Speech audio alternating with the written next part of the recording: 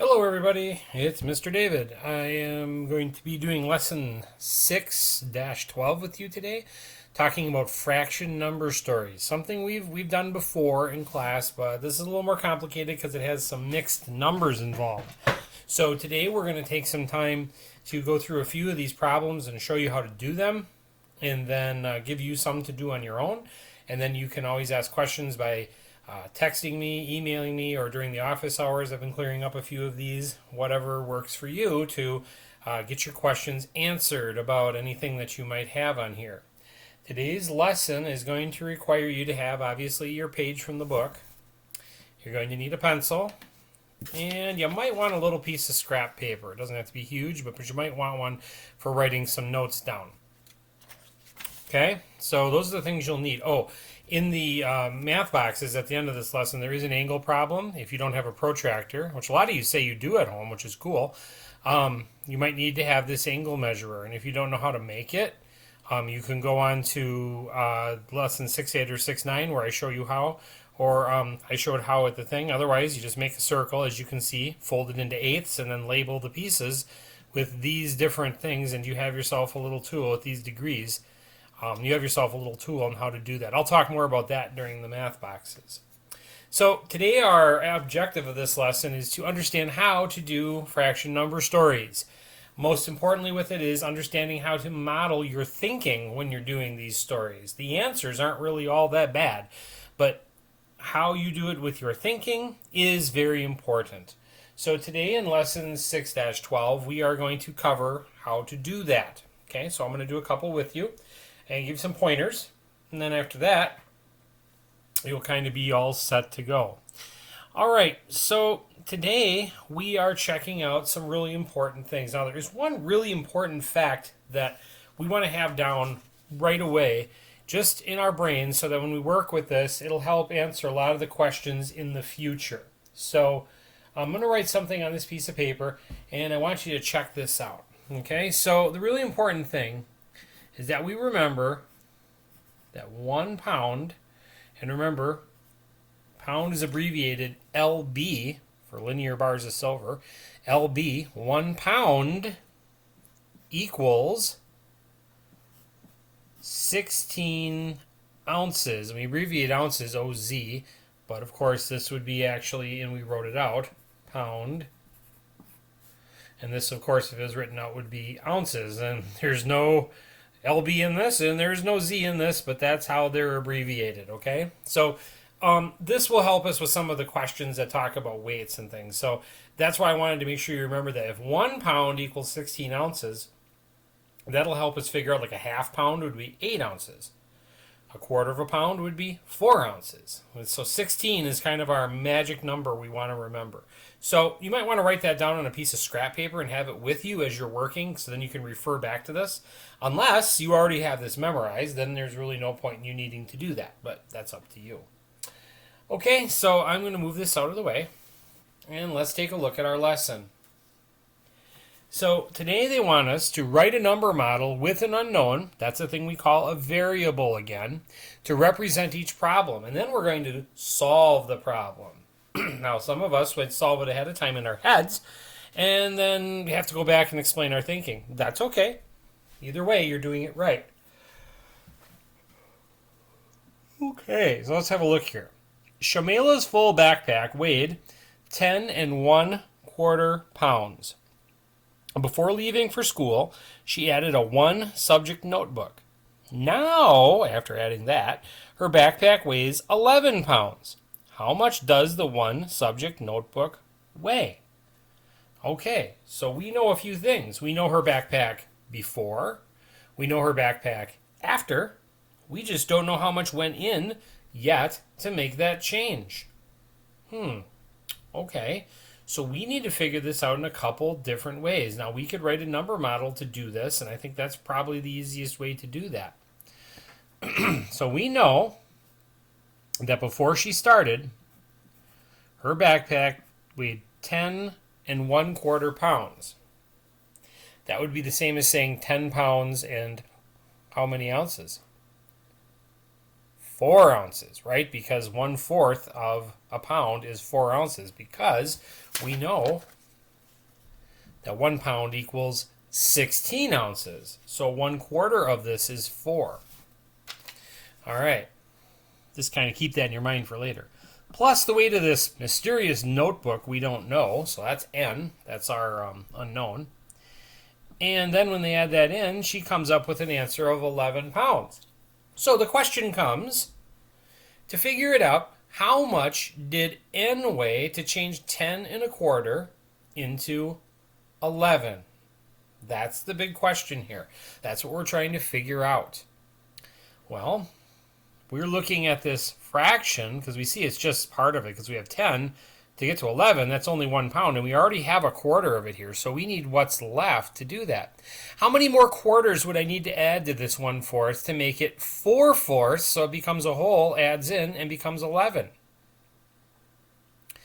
If you said 3/4, you were right, because 3/4 added in would give us just enough to make this 11, because remember, 4 out of 4, that equals 1 whole.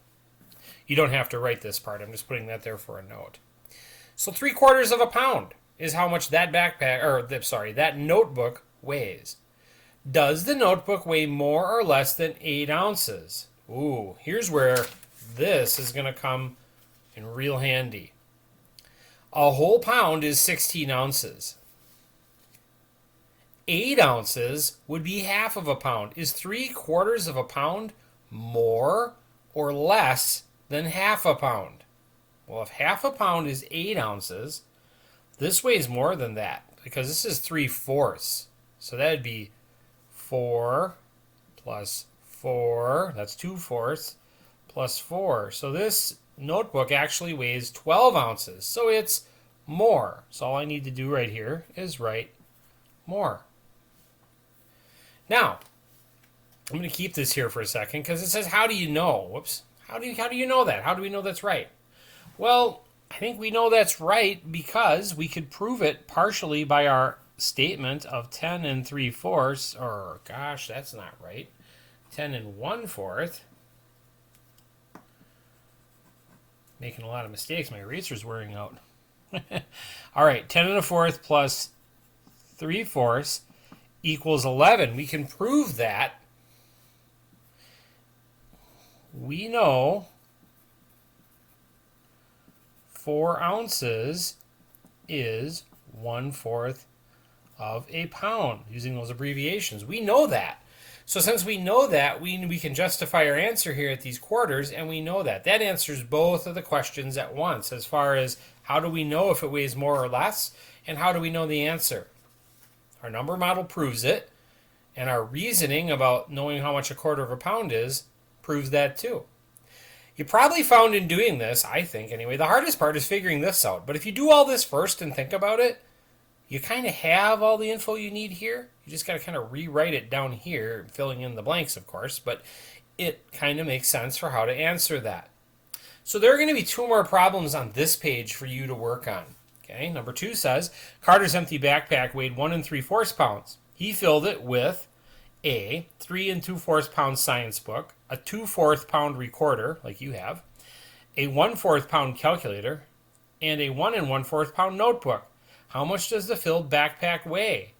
Ooh, I think we're doing a lot of adding here. Doesn't it seem like it? Because we have his backpack, and then we have this, and then this, and then this, and then this, and we add all that up, and that's going to get us our answer. So I'm going to do this one to help you, and then I'm going to have you do a couple, but I'll go through them with you. Okay? So like I said, it looks like we have some adding to do here. We have to add the weight of the backpack, 1 3/4, plus the science book, 3 2/4, okay, plus the recorder, which was 2/4, plus the calculator, which is 1/4, plus the notebook, which is 1 1/4.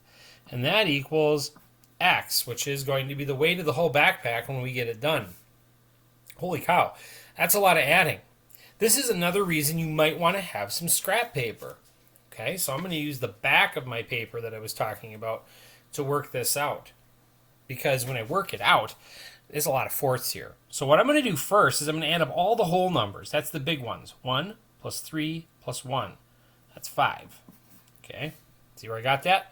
1, 3, 1. That equals 5. Now we have to add up all these fourths. I have 3 plus 2, that's 5, plus 2, that's 7, plus 1, that's 8, plus 1 more, that's 9. And we get 9, and remember, the denominator doesn't change. It stays the same. Only the numerator changes. Now, this is a improper fraction. We've talked about these in class. We can't leave it like that. Technically, I suppose you could get by saying, yeah, that's the right answer, but it really isn't. Most teachers are going to say, and most people in the real world, when they want measurements, they don't want measurements like this. They want ones they can understand. So there's more than a whole pound here that we need to pull out and stick here. Okay? 4/4 equals 1, where we talked about that in the problem up above. So if I take 4 of these away, this changes to a 6 because I'm taking 4/4 and moving it over here. 4/4 from here to here, that's 6. And if I take minus the 4/4, okay, that leaves me with 5/4. Oh, I'm all done now, right? Oh, wait a minute. That is still an improper fraction. So we got to pull out another fourth out of there. This becomes 7. And then 5 minus 4 is 1. And then the 4 stays the same. We finally get a proper mixed number. The whole backpack is going to weigh 7 1/4 pounds. Another reason for that scrap paper. It makes it easier to understand what I'm doing. I'm trying to do all that in my head. Okay, and then I just simply copy the answer over. And now it says, what is the weight in ounces of each item in Carter's backpack? Holy cow. Well, back to my original scrap paper that it looks like here. Because we know some facts from the one above that we can use to solve this faster. We know 16 ounces are in a pound, and we've discovered that 1/4 of a pound equals 4 ounces. We now know that. So that's going to help us. So let's figure this out. How do I do that? Well, science book. Where's the weight of the science book? Up here. We go through it. We scan through it till we find it. There it is. 3 2/4. So the science book weighs 3 2/4 pounds. We need to change that into ounces. Again, this is where having a scrap paper might be handy. So let me get a different piece of scrap paper to show you how to do this. So the weight was 3 2/4 pounds, right? Now we need to change that into ounces. Ooh, that's a lot of work, but we can do it. We can do it. This is one of those multi-step problems. You can't give up. You keep at it, you'll get it. So if we know that there's 16 ounces in a pound, we have 3 full pounds. So it looks like if I take 16 times 3, that's going to give me this part. 16 times 3, so that's 8, carry the 1. 48. Okay? So that's this. That takes care of this part right here. The 3 pounds is 48 ounces. Now we have to add in a little bit more because it's a little bit more. It's half a pound more, or 2/4. 4 pounds is 1/4 of an ounce, or is 1/4 of a pound, we said, right? 4 ounces is 1/4 of a pound, so 2 of those would be 8. Oh, so now we know that 1/2 of a pound equals 8 ounces. I'm going to write that down just in case I need it for later. I have a feeling I will. Okay, so now we have to add 8 more ounces to that 48, and we get 56. So we now know through our figuring that the science book weighs 56 ounces. Let's go on to the recorder. The recorder weighs, right here, 2/4 of a pound. Well, that's half a pound. We know that. We just did that up here. It's 8. Oh, look at that. We did some work for ourselves. Remember, we wrote that down right here. 1/2 pound equals 8 ounces. 2/4 and 1/2 are the same thing. The calculator is 1/4 of a pound. Oh, we know that too. We have it right here. 1/4 of a pound is 4 ounces.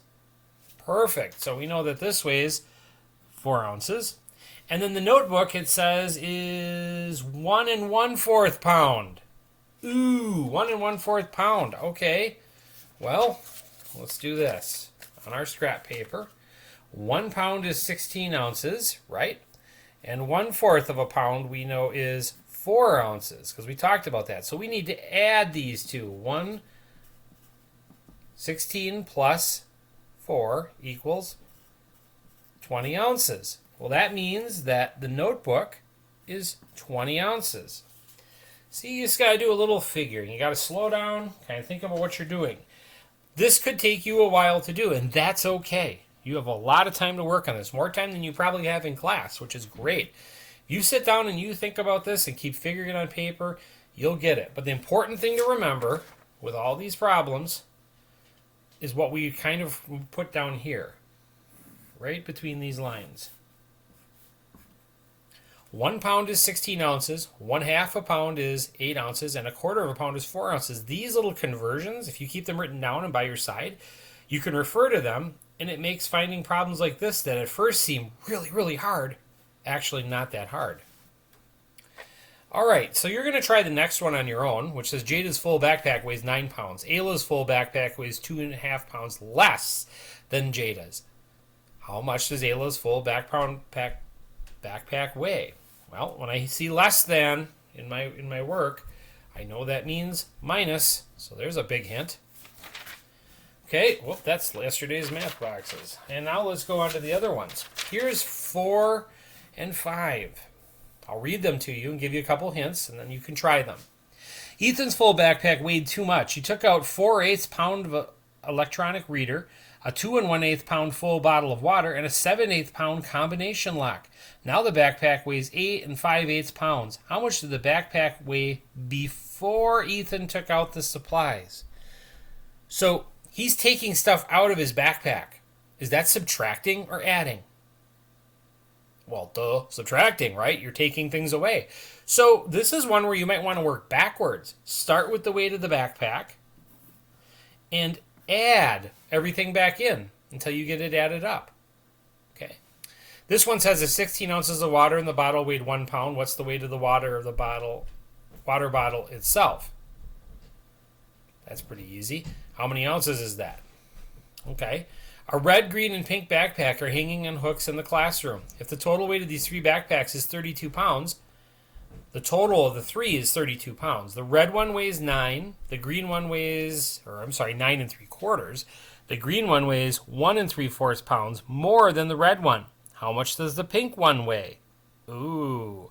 So you need to take this number here, the red one, and the green one, it says, weighs 1 3 pounds more, so you could figure that out.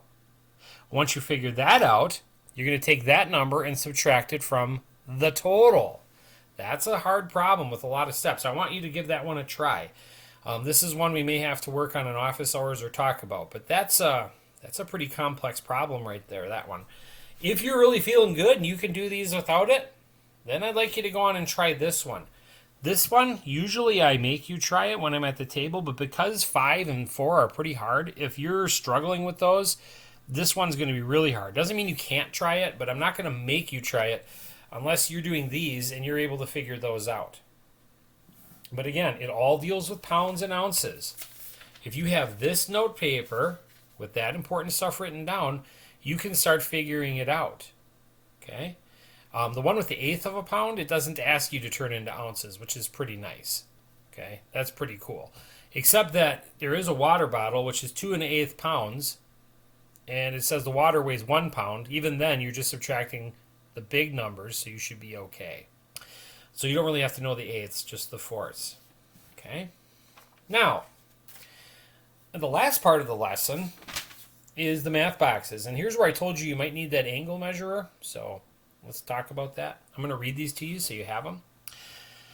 Number 1 says, Sneha kept track of how much water she drank in April. The first and third weeks of the month, she drank 3 1/4 gallons each week. The second week, she drank 3 3/4 gallons. And the fourth week, Sneha drank 4 1/4 gallons. How much water did she drink in 4 weeks? Sounds like a total. When I see the word total, it means we want a plus. Some adding there.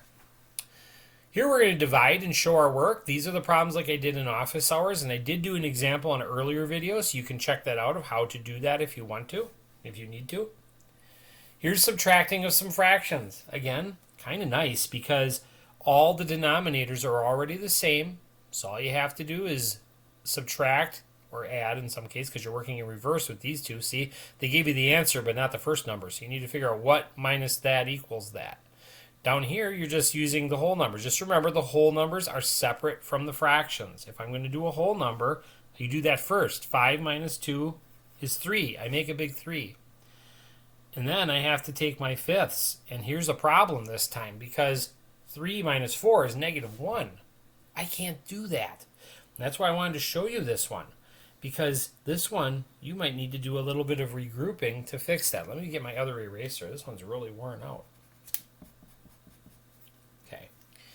Now, we did touch on this a little bit before you went home for the long extended coronavirus break, but let's just go over this one, because if I have 4, I can't do this because I have 3 here. So in this case, I need to redo this problem, like rewrite it over here. I'm going to take a whole out of here and put it back into fraction form. I'm going to make this back into an improper fraction so I can do the subtraction. So this one would be 4, and I take 5/5 out of there and add that in. That becomes 8/5 now, minus 2 and 4/5. Now the problem is easy. 4 minus 2, the whole numbers, big 2. 8 minus 4 is 4, and the 5 stays the same. So this is a way to rewrite it. It's kind of like borrowing, except you're doing with fractions. I'm pulling out 5/5 out and sticking it into this problem to make it work. Okay? I did 5/5 out plus the 3/5 that were there, and that's how I got the 4, because I took one out, and 8/5 minus 2 and 4/5. That gives me my answer. You're going to have to do the same thing down here. You're going to have to pull one of these out and put these 10/10 on here, and it's going to make it into 12/10 when you subtract. That's kind of important. Here you're comparing fractions. I talked about that last week. Just be careful of the place value. And in number 5, again, we're not at the table, so you're going to need to explain to me how you solve problem 2b. Basically, you're going to explain how you solved that problem. What were the steps you did? If you can explain those steps, then you are on your way to being able to do division really well. If you can explain your steps here, what you did to figure that out. So that's what you're going to be doing on the rest of that lesson. So I hope this was helpful and good to go. And I said you need an angle measure. I guess I was looking at the wrong math boxes. You do not need your angle measurer for this. That must have been the page in between that I glanced at when I was looking at it. But it's still important to keep this because you will need it for some lessons coming up. And I said I would talk more about it at the end, so I will. The way you do this, again, if you've lost it or you can't figure out and can't find the video where it shows it, you get a circle out of paper. You make it by drawing a circle on a piece of scrap paper. You fold it into eighths. Okay, that's done by folding in half one time, in half again, and in half again until you have an eighth. Then you open it up. With a pencil or something, poke a hole in the middle. You want a hole there so you can use it. And then you're going to label those pieces around the outside. 0, 45, 90, 135, 180, 225, 270, 315, and back to 0. And then you have this tool for measuring angles if you don't happen to have a protractor. We will need that. I thought it was today, but of course I messed up on that. But I think we get it. So, hope this was helpful. Have any questions, you know how to contact me and get a hold of me. So, check that out. Try those problems, and yeah, they're going to take you some time. And we can work on some during office hours, or I can meet with you individually if we need to. Okay, hopefully that was all good for you and made some sense. Have a great day working on these fractions. Stay warm, and hope to see you soon. Bye.